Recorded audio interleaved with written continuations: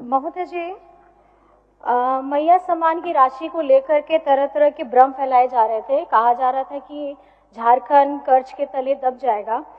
देश में 8 लाख करोड़ से ज्यादा का कर्ज दूसरे राज्यों को भी दिया जा रहा है।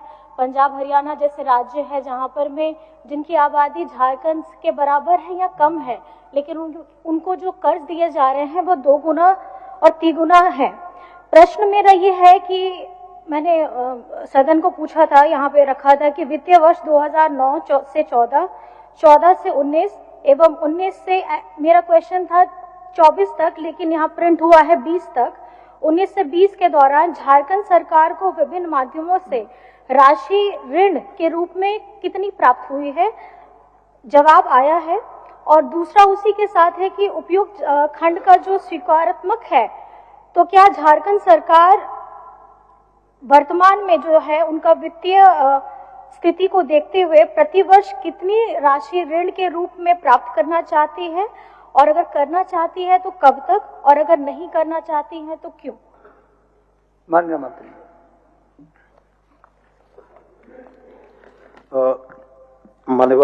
माननीय सदस्य का एक महत्वपूर्ण प्रश्न सदन के पटल पर आया है। उन्होंने जो कहा कि वो 19-20 नहीं 19 से 2024 तक चाहती थी, तो मोटे तौर पर जो पूरक में सामग्री मुझे प्राप्त हुई है उसके आलोक में मैं सदन को यह बता देना चाहूंगा कि 2008-9 से लेकर 2013-14 तक 20,825 करोड़, वित्तीय वर्ष 2014 से 2018-19 तक 42,956 करोड़ और वित्तीय वर्ष 2019-20 के दौरान 9,593 करोड़ रुपया ऋण हम लोगों ने लिया था। यह बात बिल्कुल सही है। पूर्व में भी सदन में यह बात आ चुकी है कि भारत सरकार के द्वारा इस राज्यों के संघ यूनियन में तमाम राज्यों के साथ एक जैसा बर्ताव नहीं किया जाता है।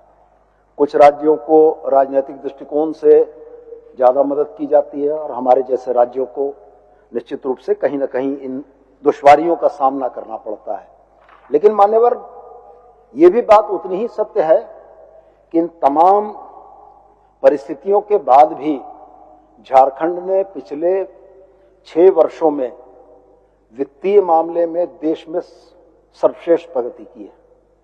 आज ऋण लेने के मामले में FRBM एक्ट के तहत जो GSDP का 3% ऋण अनुमत होता है, हम उसकी सीमा से भी नीचे हैं। ये हमारा वित्तीय प्रबंधन था। 3.5% सर, 3.5% झारखंड का है और दूसरे राज्य का 4% से 4.5%। मान्यवर, उसको भी जरा सा मैं सही कर देना चाहूंगा। बताइए। FRBM एक्ट के तहत GSDP का 3% हम ऋण के तौर पर ले सकते हैं और आपके हमारे राज्य ने हेमंत बाबू के नेतृत्व में 2.27 लिया है, 2.27 कम लिया है। हाँ, अनुमत जो 3% है उससे भी हम कम हैं। और सबसे महत्वपूर्ण बात यह है कि हमारा वित्तीय प्रबंधन जिस तरीके से रहा, उसने राज्य में कल्याणकारी योजनाओं को संचालित करने के लिए पैसे की कमी नहीं होने दी। मैया सम्मान के नाम पर हमारे विपक्षी सदस्यों के द्वारा जो भ्रम लगातार फैलाया गया कि सरकार कर्ज के बोझ में चली गई, सरकार ये चीजें नहीं कर पाएंगी, महालेखाकार के आंकड़े बहुत स्पष्ट ये कहते हैं कि वर्तमान वित्तीय वर्ष 24-25 में FRBM एक्ट के तहत राज्य के GSDP का निर्धारित 3% अधिसीमा के विरुद्ध 2.2% की सीमा में विभिन्न स्रोतों से 20,000 करोड़ रुपया का ऋण हम और अभी ले सकते हैं। ये पूरे भारतवर्ष में FRBM की अनुमत सीमा के अंदर रहने वाला इकलौता राज्य है मान्यवर। और पिछले वित्तीय वर्ष में मान्यवर हम लोगों ने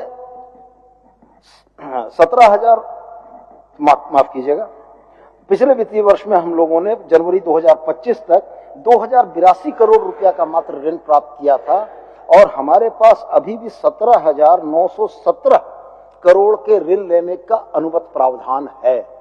तो मैं माननीय सदस्य की इस चिंता से भी बिल्कुल सहमत हूं कि राज्य को अगर केंद्र का सहयोग नहीं मिलेगा तो परेशानी तो जरूर होगी, लेकिन मैं सदन के माध्यम से उनको और तमाम सदस्यों को यह भी अवगत जरूर कराना चाहूंगा कि कितने भी रोड़े अटके, कल्याणकारी राज्य की अवधारणा पर झारखंड को जिस दिशा में चलना था, झारखंड बढ़ चुका है और हमारे कदम नहीं रुकेंगे। हाँ, पड़ोसी राज्यों से के मसलों को अध्ययन करना वो निश्चित रूप से हम लोग करेंगे। और मान्यवर, ये आंकड़े में सदन के समेत पूरी जवाबदेही और जिम्मेवारी के साथ रख रहा हूं कि पूरे देश में, भारतवर्ष में झारखंड एकमात्र ऐसा राज्य है जिसके ऋण की राशि सबसे कम है और हमारा वित्तीय प्रबंधन सबसे बेहतर। आपका क्या पूरा? माननीय अध्यक्ष महोदय, एक और सवाल है, इसी के साथ मैं जोड़ना चाहती हूँ कि हम लोगों का झारखंड का जितना कर्ज है, मतलब हम बकाया है, मैं दोबारा अपने सवाल को दोहराती हूँ कि भारत सरकार की कंपनियों पर हमारा जितना बकाया है उससे कम हमारा झारखंड का कर्ज है। तो मैं माननीय मंत्री जी से ये पूछना चाहती हूँ कि वर्तमान में भारत सरकार के जितने भी उपक्रम हैं या उनके जितने भी निजी क्षेत्र हैं, उस पे झारखंड सरकार का कितना कुल बकाया है और निकट भविष्य में उनकी वसूली के लिए हमारी सरकार की क्या कार्य योजना है? माननीय मंत्री जी। माननीय अध्यक्ष महोदय, भारत सरकार के उपक्रमों और निजी क्षेत्र के उपक्रमों पर झारखंड सरकार के विभिन्न राजस्व संबंधित विभाग, खान एवं भूतत्व, राजस्व एवं निबंधन, वन एवं पर्यावरण, ऊर्जा, वाणिज्य कर विभाग, जल संसाधन, नगर विकास विभाग और अन्य विभागों के बकाया सम्मिलित हैं। उक्त विभागों के जो बकाये हैं मान्यवर, जिसमें एक तो सुप्रीम कोर्ट की 9 जजों की बेंच में 1:8 के फैसले से हमारे संवैधानिक अधिकारों को ऑनरेबल सुप्रीम कोर्ट ने संरक्षित किया कि खदानों पर कर लगाने की शक्ति राज्य में निहित है, जिसके तहत हमारा 1,36,000 करोड़ रुपया बकाया है। और जब से ये चर्चा चल रही है मान्यवर, तब से ये 1,36,000 से की राशि और बढ़कर ज्यादा हो गई होगी। तो मैं बड़े स्पष्ट रूप से यह कहना चाहता हूं कि सरकार ने, चाहे वो न्यायपालिका के माध्यम से हो, सरकार ने सदन के माध्यम से हो, सरकार ने वित्त मंत्री के माध्यम से हो, सरकार ने माननीय मुख्यमंत्री के माध्यम से हो, केंद्र सरकार के संबंधित मंत्रियों से लगातार इस आशय का प्रयास किया है। हाँ, ये बात सही है कि हमें अभी तक इस बात की बहुत सफलता नहीं मिली है। मैं माननीय सदस्य को यह आश्वस्त करना चाहूंगा कि कुल बकाया की राशि सभी विभागों से प्राप्त करने में थोड़ा सा समय लगेगा, लेकिन मैं ये उम्मीद करता हूं कि इस चलते सत्र में ही इस राशि की गणना करके कुल राशि आंकड़ों में सदन के समक्ष उपस्थापित करूंगा। और दिल्ली में चल रहे ऑनरेबल सुप्रीम कोर्ट के मुकदमे में 26 अप्रैल अगली तारीख पड़ी है, जिसमें अंततः भारत सरकार के सॉलिसिटर जनरल ने इस बात को स्वीकार किया है कि इस बकाये की राशि के भुगतान की प्रक्रिया वो शुरू करना चाहते हैं और कोई रास्ता निकालेंगे। तो हम ये उम्मीद करते हैं कि हमारी जो ये जायज और जेन्युइन मांग थी, इस मांग पर केंद्र सरकार को हमारे पक्ष में सकारात्मक उत्तर देना होगा। ये सवाल सिर्फ हेमंत सोरेन का नहीं है, ये सवाल सिर्फ सुदेव कुमार का नहीं है, ये सवाल झारखंड की 3.5 करोड़ जनता के पैसों का है, उनके भविष्य का है। और मैं ये जानता हूं कि इन 3.5 करोड़ जनता की आवाज को बहुत दिनों तक नहीं दबाया जा सकता मान्यवर।